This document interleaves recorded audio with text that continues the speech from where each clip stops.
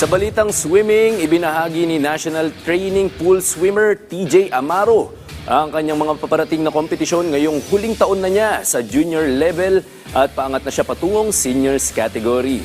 Yan ang ulat ng aking teammate na si Daryl Oclares. Panibagong landas ang nakatakdang tahakin ng bimedal junior swimmer mula sa Naga City na si Albert Jose TJ Amaro II. Mula sa ilang taong pagdomina sa junior swimming sa loob at labas ng bansa, uusad na si Amaro sa seniors level kung saan inaasahan na mas matinding kompetisyon ang nakaabang sa kanya. Sa katunayan, nito lamang Enero nang formal na mailuklok si Amaro sa National Training Pool ng Philippine Swimming Team, ayon na rin sa natanggap niyang sulat mula sa Philippine Sports Commission.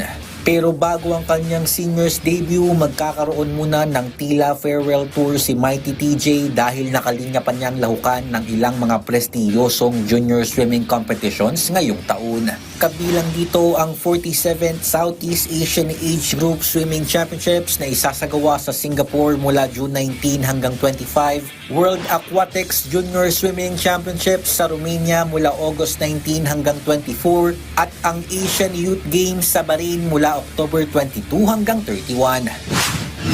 Nag-worry ako na yun, wala akong competition na sasalihan. Buti nag-open up yung opportunities na kahit di ako makapalaro pang bansa, may last CH ako, may World Juniors and then Asian Youth Games. Ayon pa sa 18-year-old tanker, punteriya rin niya na makasama sa magiging official lineup ng bansa para sa 33rd Southeast Asian Games na gaganapin naman sa Thailand ngayong Disyembre. Actually, yun yung before ako ma-select for yung sa 3 meets ng junior level. Yun lang talaga yung goal ko na meet this year. So, yun lang talaga yung nasa utak ko, like nasa mind ko na gusto ko makuha this year, na kahit relay, that's okay with me for SEA Games. Yun, makuha lang yung, at least mag-grasp lang yung paano yung SEA Games, and then for the next SEA Games, hopefully individual event.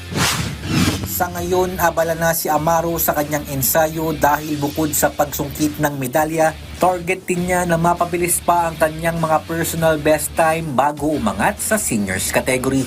Daryl Oclares para sa Atletang Pilipino, para sa Bagong Pilipinas.